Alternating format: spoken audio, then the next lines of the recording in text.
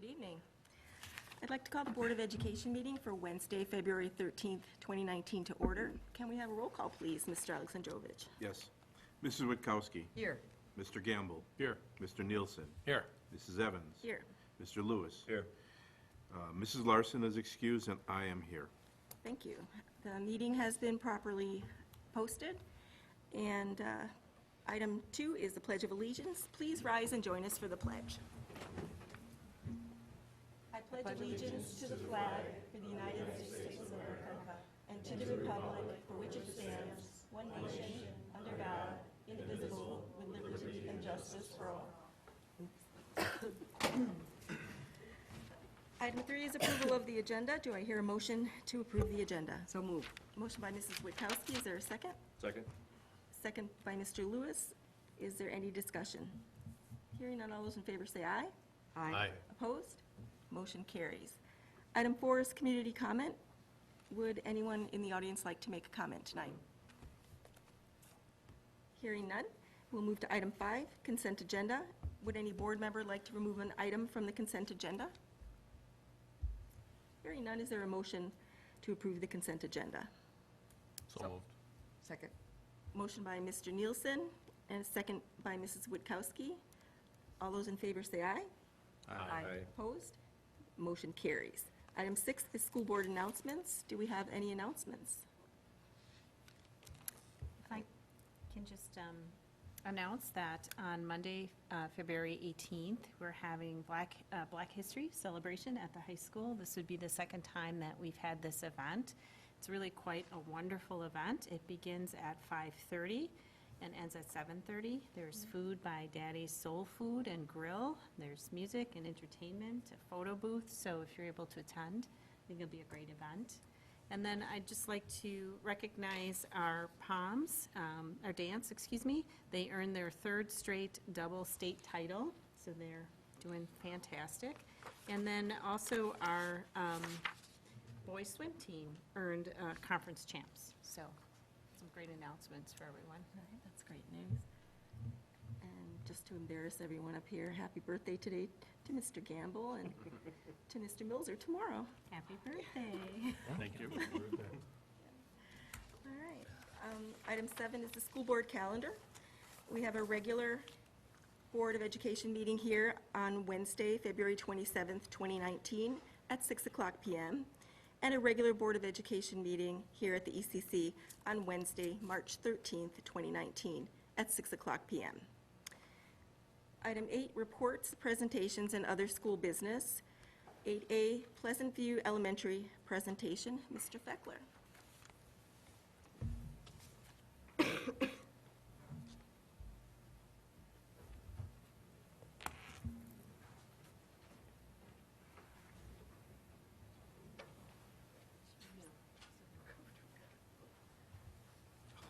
First of all, thank you for having us here tonight. It's great to be able to share the great things that are going on at Pleasant View, and share that with you.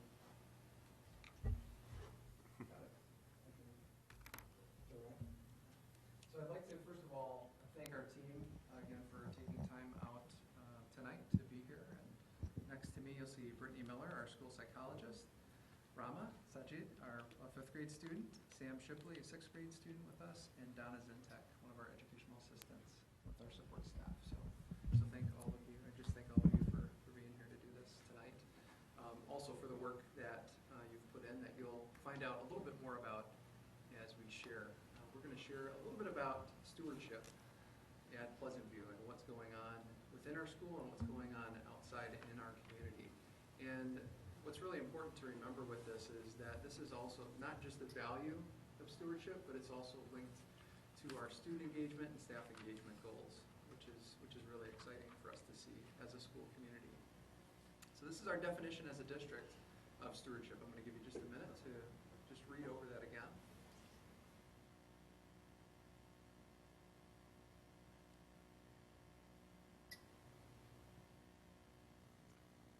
With that, I'd like to tell a little bit of a story, first of all. On the upper left-hand side of the screen, you'll see Pastor Deb Ferguson Graham. She was the pastor of Faith Presbyterian Church. She's since retired, but she approached me about 7 years ago and made an appointment with me to come visit Pleasant View and to have a conversation with me. At first, I was a little skeptical, like, okay, someone wants to reach out and talk to us about what? I wasn't sure what the conversation would be about. She quickly got to the purpose of that meeting, and she said, we want to find a way to serve you. You're a part of our community. And Faith Church, if you don't know it, is on Rawson Avenue. It's a very small church, a congregation of probably 30 to 40 people on a given Sunday. And I'm thinking, okay, that congregation reaching out to serve our building of 500 plus students, staff. I thought, wow, this is interesting. This is great. First of all, it's great to have this conversation with her. And she said, what are your needs? She brought her notepad and pen and said, I want to know what you need so that we can better serve you. I said, well, our conversation began with, we have students who have different needs at our school with a higher free and reduced population. So I said, snacks are kind of a big thing for us. We can't necessarily go and purchase snacks. So she said, oh, we can definitely do that.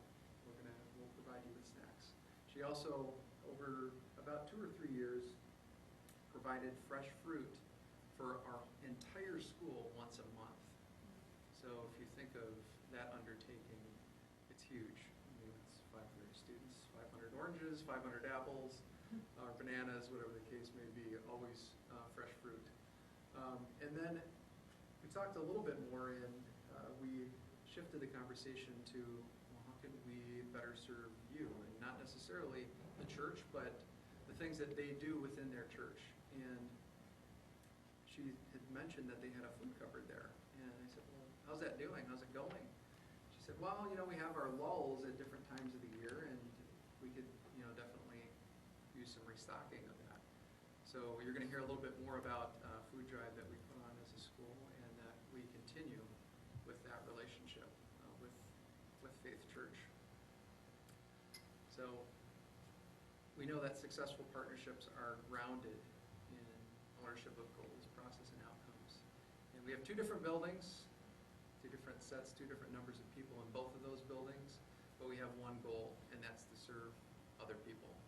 And our students are learning that, how we can reach out and serve our community, and the church is also reaching out to us in ways that we didn't realize many years ago.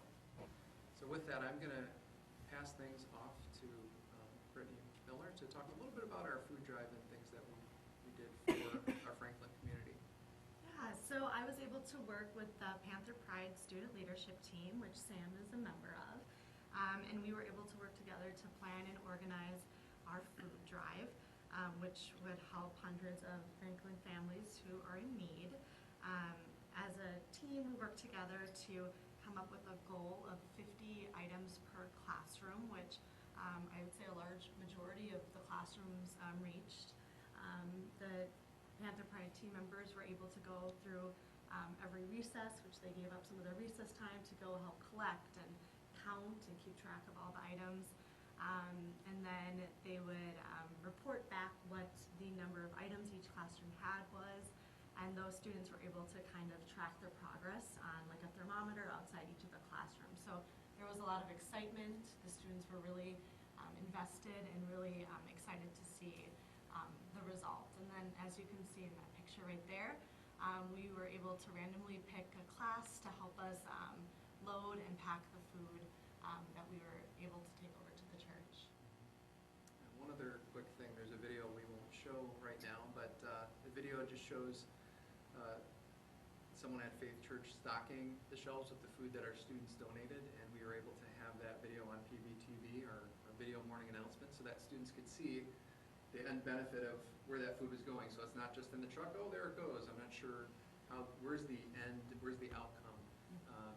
And that was great to be able to broadcast that across the school. So now we'll hear a little bit from Sam about the food drive, and things that he did for that. Go ahead, Sam. I am a 6th grader and a part of the PV student leadership team. We work to serve our school and others through food drives and video announcements in the morning for our school. For the Faith Church food drive, we collected food for people who couldn't afford food in Franklin. It made me feel good inside that we are helping those people. I also had a chance to make posters to advertise the food drive and share about when we were holding the drive. It was fun making posters because we could be creative. We worked with other kids to create the posters as a part of the PV leadership team. The class with the most food collected was going to be able to help pack up the truck. When we saw the person on PVTV putting the food in the cupboards, she sounded very happy to see all of the food that we collected for the food pantry.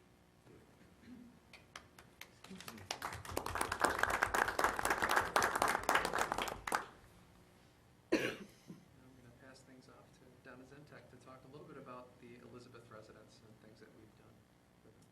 Okay. I live in Franklin. I've been an educational assistant at Pleasant View for 21 years, so I know a great deal of the history of things that we've done, our school has done for the community. And a couple of summers ago, I drove around the city of Franklin just randomly as I was doing my errands, seeing what kind of organizations and groups that our school could help. Mr. Feckler, about 3 years ago, had started a Giving Back to the Community program, and I thought it would be challenging for teachers to come up with ideas of where to reach out if they didn't live in our community. So I made different stops, and one of our stops was Elizabeth Residence on 47th Street, just off of Ryan Road. And it's an assisted living residence, and they work with people with dementia. And the director there told me their need would be having the children make cards for the residents, maybe door decorations, hallway decorations, and so we've been reaching out to them. This past Christmas, we had 7 classrooms who made decorations, and children have been volunteering to stay in during their lunch hour, their recess time, to make cards and posters. And our Kids Club staff has asked their children to spend some time, if they're interested, to making. So at Christmas time, I took about 250 items that our children had made, not only to Elizabeth Residence, but also on Loomis Road to Brentwood House. For Valentine's Day this week, on Monday actually, I just stopped back at Elizabeth Residence and gave them about 100 Valentines and decorations for the students, from the students. And during recess time, when I am in the library able to talk to some of the children, I've asked them why they're doing this, what is it for, and they say they're doing it for the residents, but I also try to remind them that it's for the families, the caretakers that visit the residents, that work there, that hopefully it brings a little bit of joy and kindness to their the stress that they may be feeling with supporting their family members that are residents there. So I'm hoping that it has an overall effect, the things that we've been sending over there. Thank you, Donna. Rama, can you tell us a little bit about your experience? I am a 5th grader at PV, and my fellow students and I volunteered to make winter cards for the elderly at the Elizabeth residence.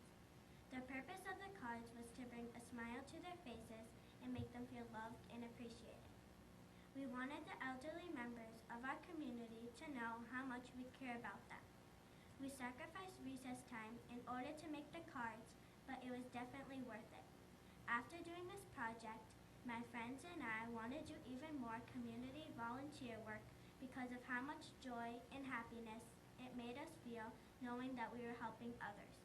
I am proud that PV was involved in such a wonderful project and thankful that I got to be part of bringing something good into our community.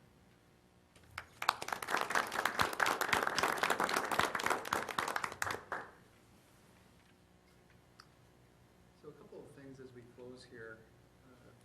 We have a number of leaders up here, but we have a school full of leaders as well. We have close to 600 leaders. I'd like to view it that way because we all have an opportunity to serve others. We all have an opportunity to engage others in this effort. It's not just one person. It's great if one person goes out and serves another person. Don't get me wrong, but it's important if about how we can engage other people in this purpose of stewardship, in reaching out and using the talents, using the abilities and the skills that we have to engage other people in those efforts. So I want to challenge all of us in the room here collectively about ways that we can engage other people in active stewardship, and not just individually, but how we can engage others in our community and beyond our community for those efforts. So again, I thank our team and thank you for letting us share a little bit of our story tonight. Thank you. Sam and Rama, can I just say that thank you for representing Pleasant View tonight, and that I think what you do and what makes you so proud and feel joy, that hopefully it'll stay with you when you're older, and I think it will, and I think you'll do the same kind of work when you're older too. So thank you so much. Can I have a picture of all of you together?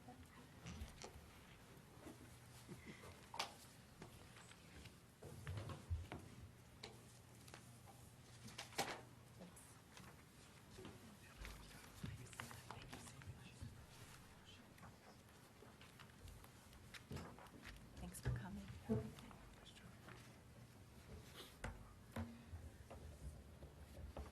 And we know you're busy students with a lot of homework, so feel free to leave the meeting when you feel ready.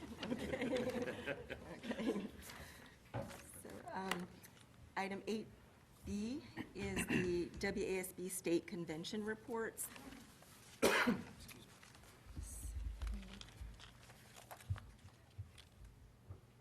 Mrs. Witkowski, did you want to start, or it's up to you? How are we handling this? I can just hit the highlights? Or Just the highlights, I think. whatever I thought was, okay, I did attend 3 days, not all day, but the first day was it Wednesday? Yes, Wednesday. So there was a session on compensation improvement plans, and one concept that I thought was interesting there was, and I'm hearing more about this, is this badging system and micro-credentials. I don't know if that's something we do, but it does sound interesting to me, something I'm hearing more about. What else was there? And there are other, you can read, a lot of these presentations that actually have, the website has all the slides too, if you want to go and flip through them. It's actually quite informative. In the general session, we did have the new superintendent, because, Evers was governor, so now we have a new state superintendent, and she did speak, and her focus will be on equity and early childhood education. That's what we can expect from there. Also got to hear the speaker, Steve Pemberton, the author. A Chance in the World is the book that he wrote, and just a very powerful message on how public education gives people a chance in the world. That was, I enjoyed the book, and he was just, carried that message even more so in his personal presentation. So, and we have books, we could share them if people want to read them. Then I also, another interesting little session I attended, they have these little mini sessions in the exhibit hall, and our very own board docs did have a session on governance. And we talk about how we don't know what jobs are going to be created, looking ahead. And I did have there was a person presenting who on her business card has the title evangelist. That is her job title. So obviously, she's there to spread the word on what their mission is. But she had some interesting things on governance, because that's what they study. They're about how boards act and how they lead. And one thing I found interesting was that, as a board, we all know we provide oversight, but things we don't think about is that we also can provide insight and possibly foresight, because of our positions, I think, in the community and different experiences that we bring to the board. One comment I wrote is, success is not just not doing something wrong, but you have to be able to look around the corner and see what's coming. And part of her message also was that the board can, sometimes we can provide, we can make sense of some of the decisions that you're making because you don't always know how the public's going to react. So we have to provide that context to make sense of what our decisions will mean. So that was a short little session, but very, very interesting to me. I also did attend a social media session, and there is this outfit, I didn't bring all that materials, but they do coaching and consulting. That's how they run their company. And there were 3 districts that presented on how they use this company in different ways. And I think we could do a lot more with social media based on their experiences. Let's see if I have anything specific. But the way they, everybody can contribute, but you need to kind of have somebody in charge that can kind of package it, make sure that it's consistently going out there, because sometimes you can have a lot of stuff going on, but you got to keep it constant. So there's a way to do it consistently, I think is the key.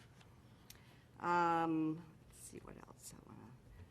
There was also a general session on, the other speaker was Michelle Borba. Did anyone else see her? But hers was on empathy, which I think we heard right here an example of how, kids need to, you might have to kind of focus on that. Because empathy is the seeds of goodness, so you have to be able to see stuff through the eyes of another. When entitlement goes up, empathy goes down.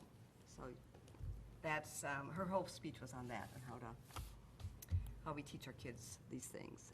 One example she gave of one teacher, I think once a week, or they would bring a small baby in the class, just a baby, and have the kids sit around and interact with this baby, like, how do we know how they're feeling, because a lot of it is, it's FaceTime, it's body language, so these are the things that kids have to figure out also. It's not just, communicating on your phone. There's a whole lot, another dimension to communication. And this particular district, that's what they did. They brought a baby in to educate.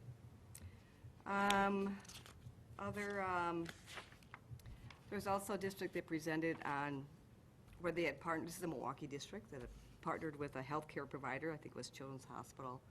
But again, the need to wrap around these services to kids, because it's more than, just the education piece. We have to address the other needs that are in the area.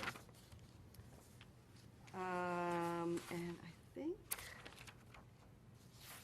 I think that's really all I'll cover. You can read, and I encourage you to look through the sessions, and maybe you weren't able to attend, but you can still flip through the slides, and there are also a lot of very good things going on. Thank you. Larry, did you want to talk about the Yes. resolutions? Yeah. Yep. I did attend 2 days. One was, this was my first time being a delegate. Interesting experience. The resolutions all passed, and basically it's, what is the Association of School Boards going to lobby the legislature for? One of the interesting points, and created a lot of discussion, was a proposal to lobby the legislature to strengthen the penalty for school threats. And specifically, social media postings that they aren't technically a bomb threat, but they are a threat against the school or people. And so the consensus ended up being to have those types of social media threats treated the same way as a bomb threat. The other one was a session that I attended on why, how, and what, designing a framework for innovation. And it kind of, a lot of in the weeds discussion there, but the highlight of it basically is it's a concept of bringing in a new learner and have specific gates, so you set a stage for learning and expectations for being able to gauge that learning. So it starts with a 2-week review, a 4-week review, as a way of instilling that continuous learning mode and applying the skills, and then there's progress updates at the 90 and 120-day marks. I thought that was pretty interesting. That's it. And I did ask Lisa to put the resolutions, the final ones, there's a link in here, and it's in the library. Yes. If the board wants to look at those. So I was at the conference only one day this year, and I first attended a business breakfast for CISA, for the statewide network. And we had a business meeting, and then we're able to network with other CISAs from across the state. And it's always nice to talk to the other CISAs, especially the smaller CISAs, to see what difficulties they're having and to see how good our CISA is. Because we do offer a lot, and so it was just a good meeting, and I enjoyed networking. And then I did also attend Steve Pemberton's general session, as Linda said, and I also have a book if anyone would like to read it, talking about how he was neglected as a foster child, and it's a very powerful book. It's worth reading. I also did attend our session that was put on for developing career-ready students through strategic partnerships. And I don't know, are you planning on talking about that at all tonight? It'd be best coming from you, I think, if you just want to talk about it a little bit. But I sure wish we would put that on here for our full board to see.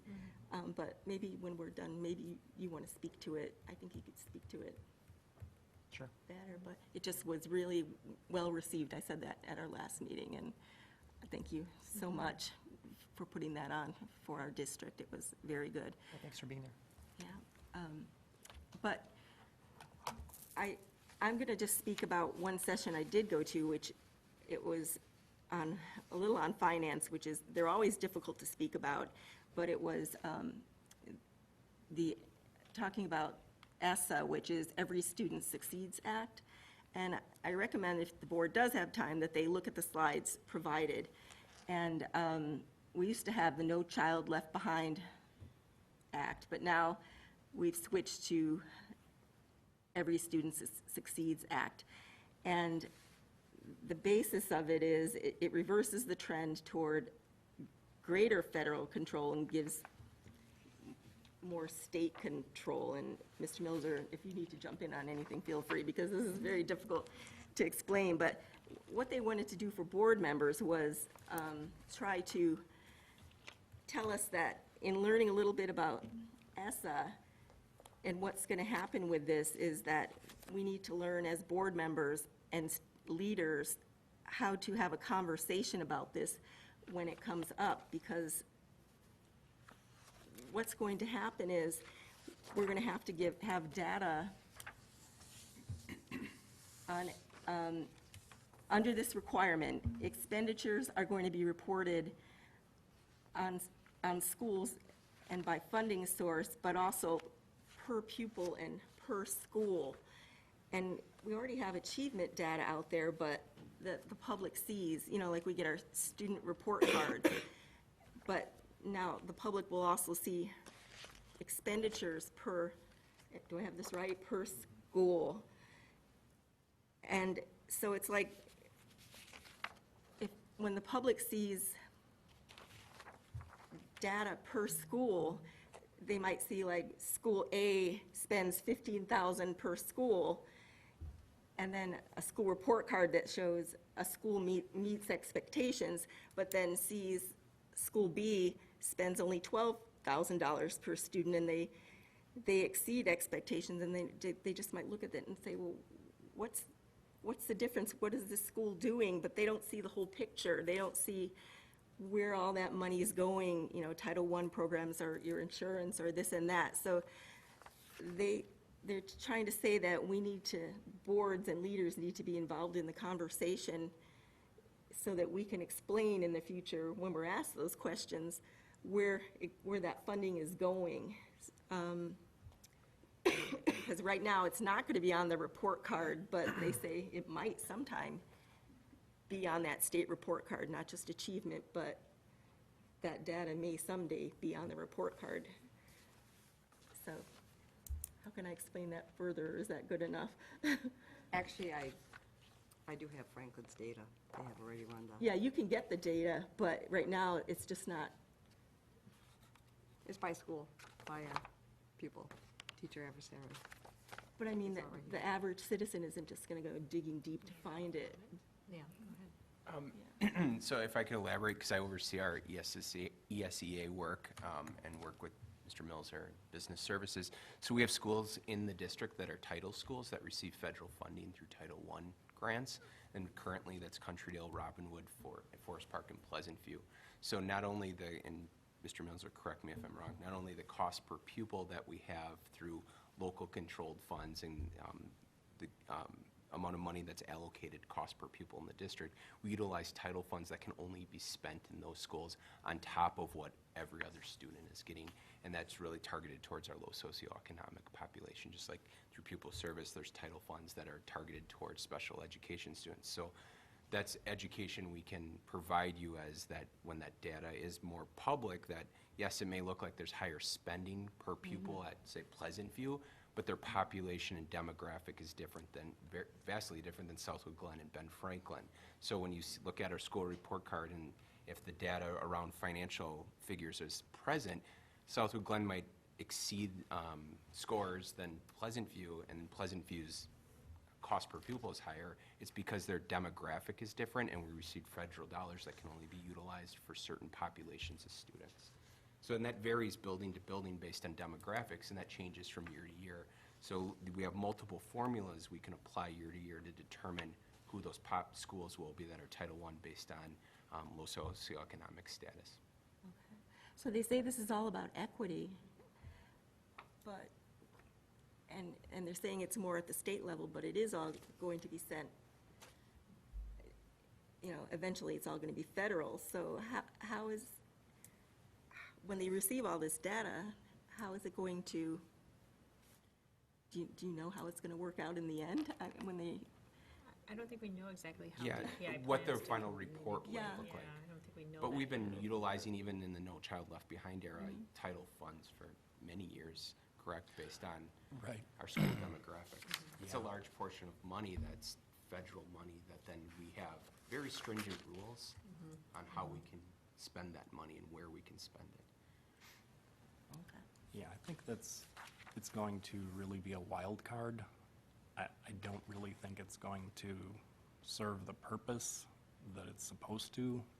The largest things affecting this are going to be the tenure of the teachers in that building and what you did in maintenance. So if you have a building where most of the teachers have been there 25 years, 20 years, and let's say it's Countrydale and we did a $750,000 project there, those students were going to be spending a lot more on them versus a building where we have brand-new teachers and we didn't do any maintenance in that building. And it might take 30 hours to figure that out in looking at it, and it's a question that people have, so I think it'll be rather useless, actually. It's a lot of work for nothing, is what it'll turn out to be. There'll be a lot of questions, but I don't think there'll be a lot of answers from this. And there's probably a better way to look at equity than figuring out dollars per student per school to do that. that's why they say it's just more than seeing that number. You're going to really dig deep on it, so it's kind of scary. Yeah. So, How many federal dollars, you know, roughly how much federal funding do we have in our budget?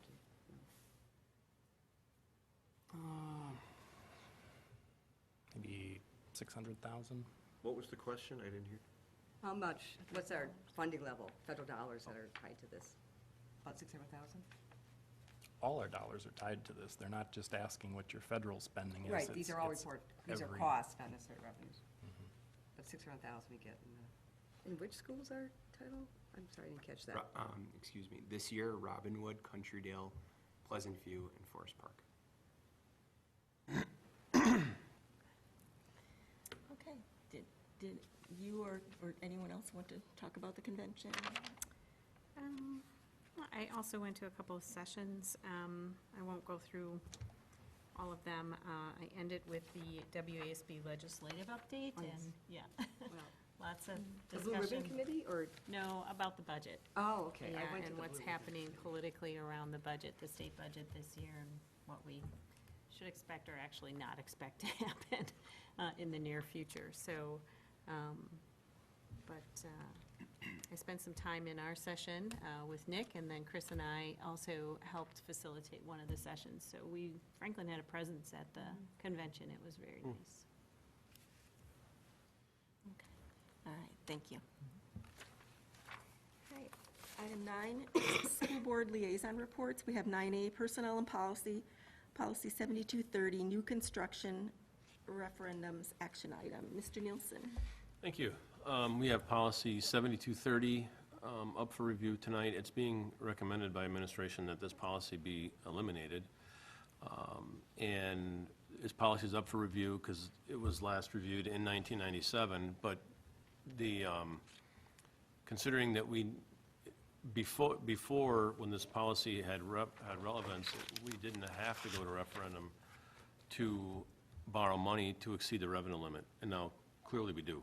So there's a lot of overlap with current state law, and as a result of what's already in state law, this policy really is not necessary anymore.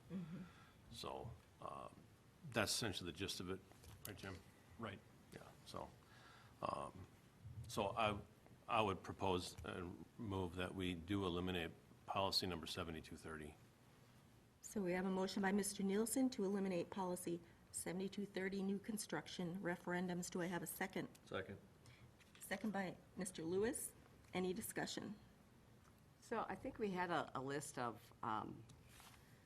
recommended, policies. What, didn't Mr. Lewis have was The other that Mr. on this list? The other Mr. Lewis. Was this one of them? Yeah, or this not? was on our list this year, which is in the library. No, but was it, there's a list of, you should have these. Oh, yeah, this is not required. It's not No, required we're or not recommended, required to have based it. on WASB recommendations. Right. Okay. I guess, I know we're quick to say, let the state take care of it, but, we want some local flavor to some of the actions and decisions that we make. And this, building is kind of a near and dear to communities.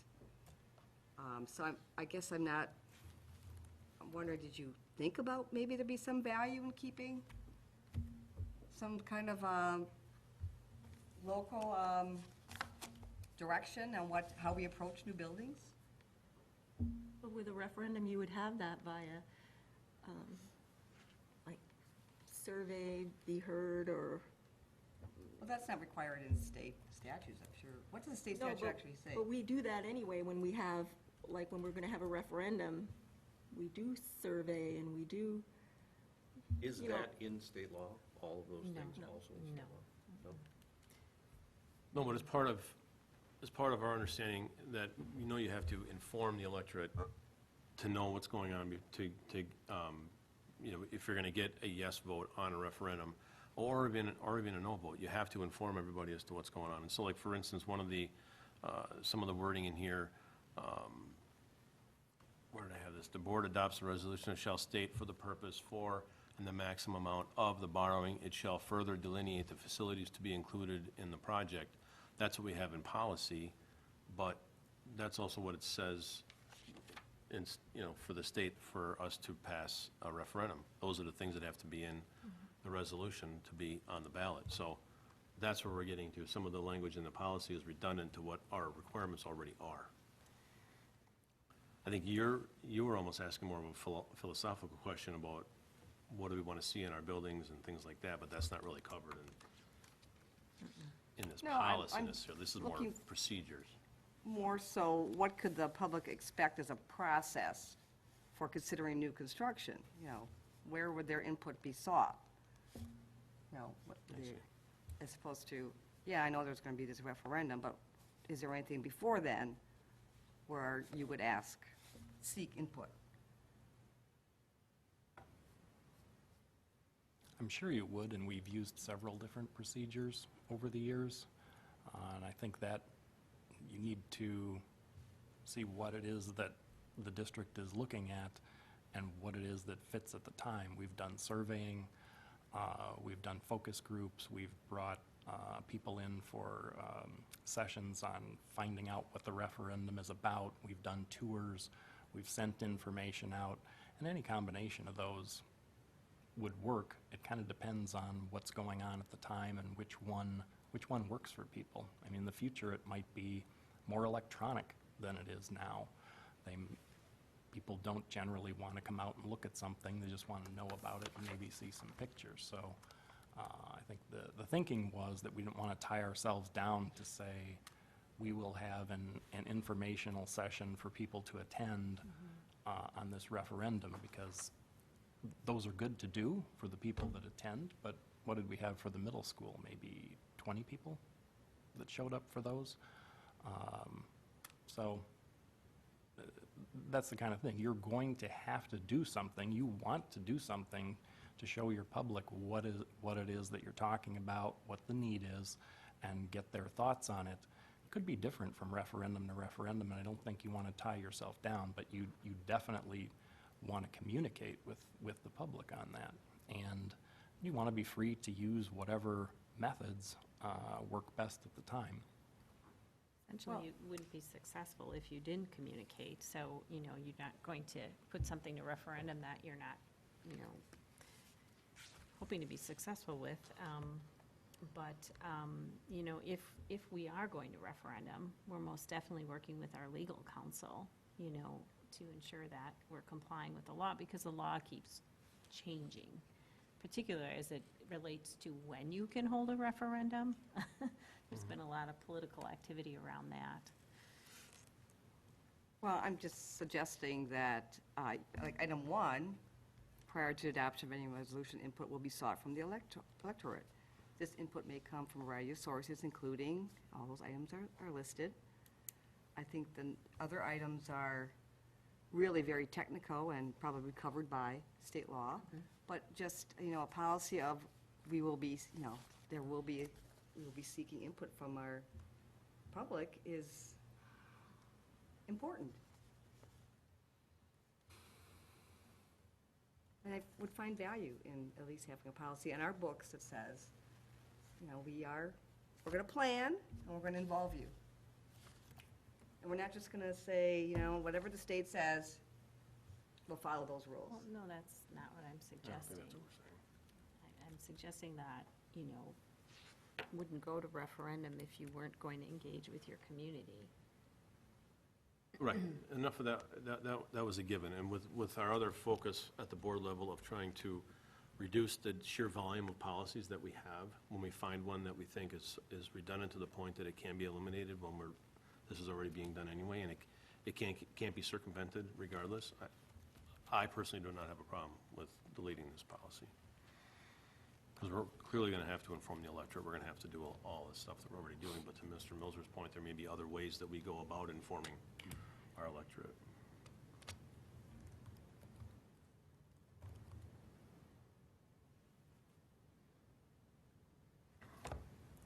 Any other discussion?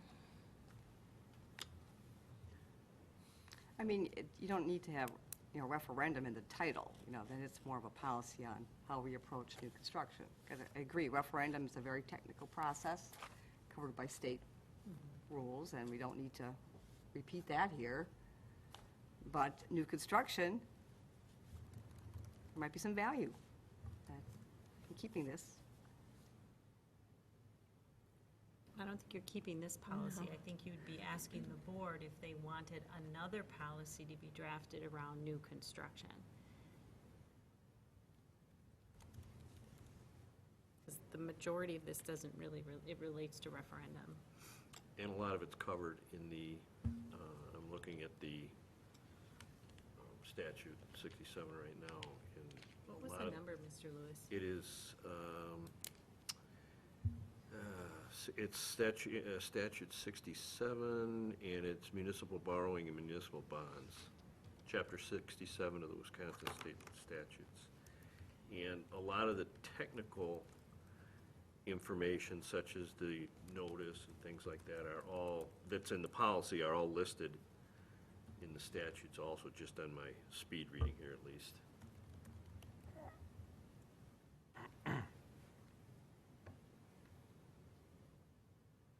Which talks about notice and things like that. Again, a lot of the nuts and bolts technical issues in the policy look like they're addressed already in the statutes. Not necessarily the, surveying of the public, as you're talking about.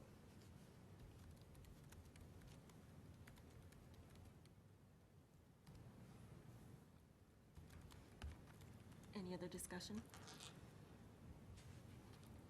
So would anyone be open to considering a new policy, since administration is clearly not interested in just adapting this one? To kind of have on record how we approach new construction, how we will seek input and engage our public. What kind of new construction? Any construction? You Yeah, want to this take one that? doesn't give us any limits, for example. We had the referendum for the middle school. We didn't have a referendum for the new concession stand by the field. At what point you step in and need a referendum and jump through all the hoops? This isn't very useful. I agree, this might not be, maybe that is what we should talk about. Why do we see that building go up without a referendum? Why do we see it happen this way? Why? Well, we don't have to You just, don't need a new construction policy. doesn't always have to, if it doesn't exceed a revenue limit, we don't have to go to referendum, so we can still there's still some construction items that can be done in the district without having to go to referendum. That was our whole discussion at the last board meeting. There's some things we're looking to do that aren't gonna require a referendum, that we can do in the budget and are their own capital fund. So that's done on a case-by-case basis, depending on what we're doing. Input, like what we talked about at the last meeting. But what does it depend on? What are the rules? How do we decide? There are, Jim well, decides. that's our, you can't go by a specific little policy. You can't put it all in a policy. You can't say you're gonna have a survey for this or you can't I'm not list all suggesting that. a survey, but, we are going to approach new construction in this way. We're going to have a maintenance plan to handle this, and we're going to have, there's policy you can structure around this. That's not policy, that's not policy. Why is it You're not? asking for, that's more guidelines, that's just not policy. That's what a policy is, though. Yeah, that's what policy is. You're just asking for, too many, Well, I would argue that may be something we want to consider down the road, but for the purposes of our discussion tonight, we're talking whether we want to, whether this policy should be eliminated or not. And that's the motion that's on the table. So you're saying you want to have a new policy for how we're going to handle construction down the road? Okay. I'm not ready to write new policy tonight. I mean, that's something that's going to Right, take we're time. not going to write I mean, we'll tonight, have but. a conversation about it, but. I'm interested in any comments regarding the need for that and the value of that, or? So Perhaps we that have- could be an It's been kind of a agenda wild item. ride when we think about all the construction that's happened in the last 10 years, that I've been on the board. I couldn't tell you what was coming and what was going. It just seems to be kind of an opportunity. So there might be some need to Well, I think we had kind some of- good conversations lately about some of the upcoming projects and what the district is What- looking at doing. Linda, you said in the last 10, what issues have there been with the new construction?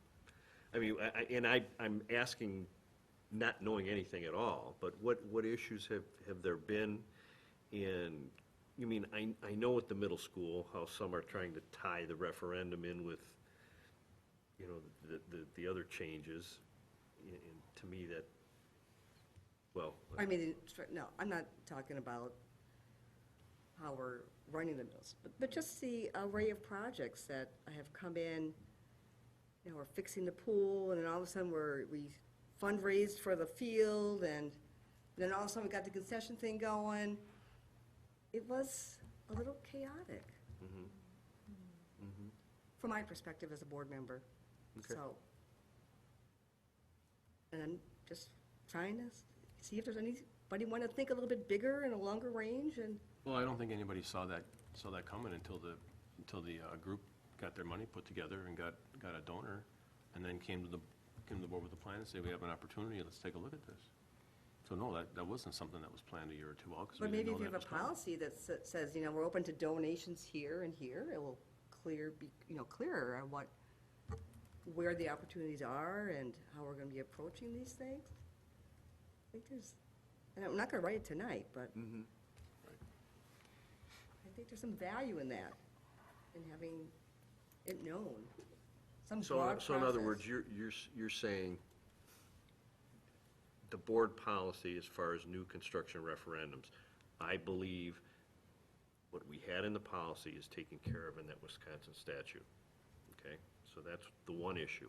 The second issue is, should we have something down on paper as far as our practice, whether we roll it into a policy or not is an issue, but should there be a practice that we consider each time that there is a new construction discussion? Yes. How do you define new construction? Yeah. I mean, when you remodel a bathroom, is that new construction? Should there be a Set dollar parameters limit? on that.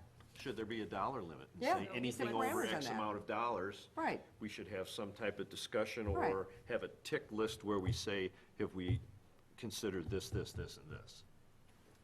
Right. You know? Well, we do set a budget every year, and we do give them the latitude, or the requirements to stay within the budget, but they do have latitude. So, And there you is know, a- now you're getting, Part of me agrees with you, Linda, in saying, should we be considering all of these things? But then again, on the other hand, I look at it from the 50,000-foot view and say, that's what we've hired some of these people to do for us. You know, so we have to find a good balance between the two. Yeah, I would agree with that, but you hire them to bring to you what makes sense within broad parameters. Mhm. I think there's a place for some broad parameters here.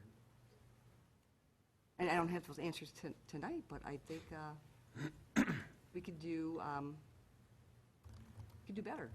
But I don't think that there's anything that was sprung on us that we didn't have a voice in what was going on. And a maintenance plan, Right. and a long-range plan I'm this not year. saying we made bad decisions, but I'm saying we could make better decisions if we had a little more thoughtful, forward-looking, goal-minded direction. Well, we do have all of that, but what I hear you saying is we want a policy to handcuff administration so they can't do things as effectively. Did I And use that- those words? Yeah, exactly. Exactly?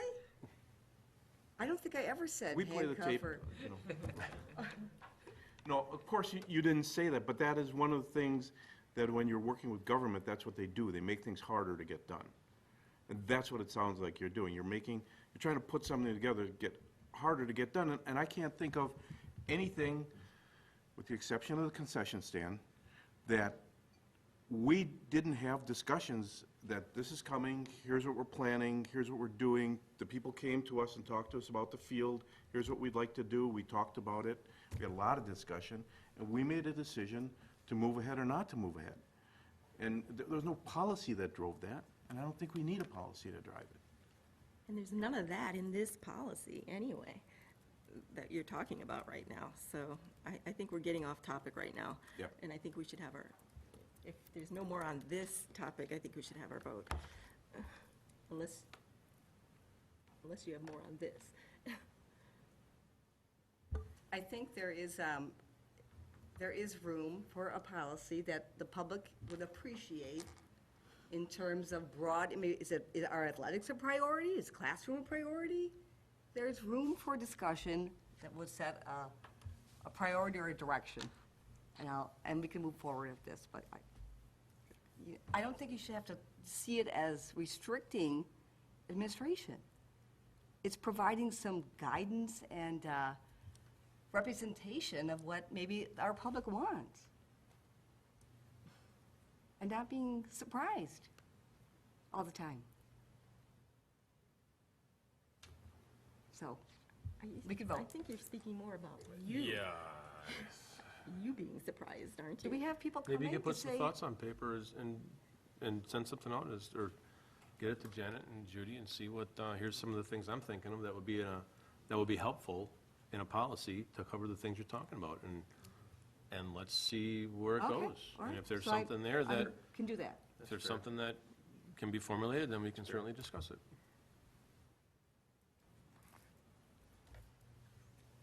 Okay, then we have a motion by Mr. Nielsen, second by Mr. Lewis, to eliminate policy 7230. All those in favor say aye. Aye. Opposed? Motion carries. Okay, thank you. Item 9B, school liaison reports. Do we have any of those? I do know that the Education Foundation, their big Valentine fundraiser will happen tomorrow, and it's going to be lots of Valentines delivered throughout the district and raise lots of money for the foundation. Are you on that committee? The board, the educational board, No, I mean for the, I did not participate in the, there wasn't a link for doing any in this building. I'll Just pass for it along. information. Oh. Yeah. Okay. okay. No love in this building. How So conspicuous. no Valentines here? Okay. Sorry, Jamie, won't take yours. Wasn't expecting one.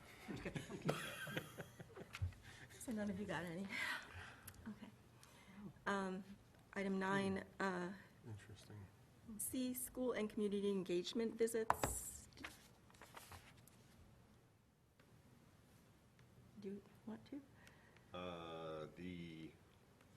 Gosh, now I'm having a mind. I'll start it off. Yeah, start it off. I'm having a, what's We that? Oh, went to the Business Sabre Alliance, that's Business right. Alliance. And I didn't even have a cocktail that night. Okay, so. Yeah. Mr. Lewis and I and Dr. Miller, we went to the Sabre Business Alliance Partners social event at the Yeah, Point Point After. After.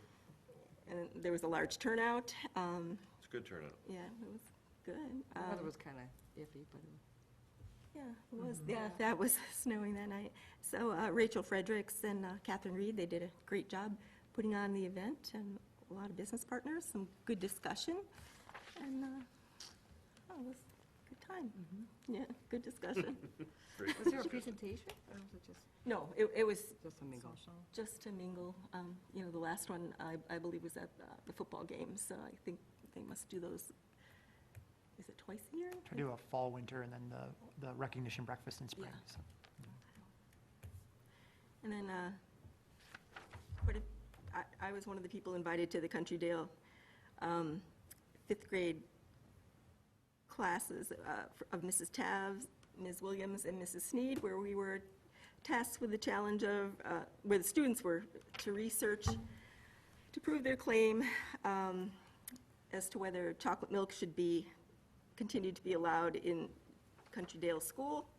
And the students had to do research on that and present their information to panelists and to their peers. And I was a panelist, and Mr. Cohn was a panelist, and I listened to the presentations of 8 students, and 5 of mine were in favor, and 3 of the students were against, and they did a lot of research. It was In favor of keeping, or? keeping Keeping chocolate Oh, milk. keeping.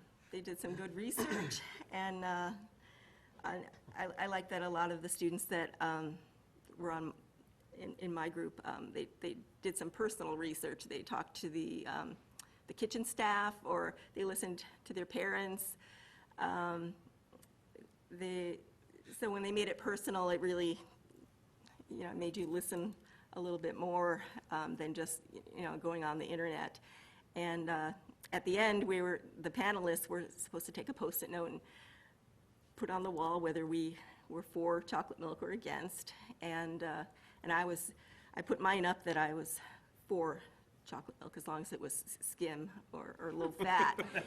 And I made sure I said that. And so I was explaining to the students that, the ones that were against, that, I know it's hard sometimes when you're on the opposite side of something, and it can be difficult, and when when you're on the other end, and then all of a sudden, Mr. Cohn gets up, and everybody else is in favor of chocolate milk up there. He puts his Post-it note up, and he's the only one that's against, and all of a sudden, all these kids is a third of the class that was against. They start cheering for Mr. Cohn after I'm telling them, it's hard to be on, the side. It's hard. I know what it's like. I know what it's like to have people against you. I know the feeling. I heard some compelling arguments, so I was swayed that way. He walks out of the room. Really, it wasn't that hard. He had no problem with it. He had no problem. And I said, he's got children too. He has young children too, and he's very healthy. So it was a good experience. Yeah. So any other reports? Okay, thank you. And then 9C, sorry, we did that. Item 10, school board member comments, school board debriefing. Any comments? As always, a great presentation by our students tonight from Pleasant View. Yes. So, future agenda items, Franklin High School presentation will be on March 13th. And then we have a 2019-20 preliminary budget assumptions on March 13th, and the athletic and activities report March 13th. So I'm looking for a motion to adjourn. So moved. Motion by Mrs. Witkowski. Second. Second by Mr. Nielsen. All those in favor say aye. Aye. Opposed?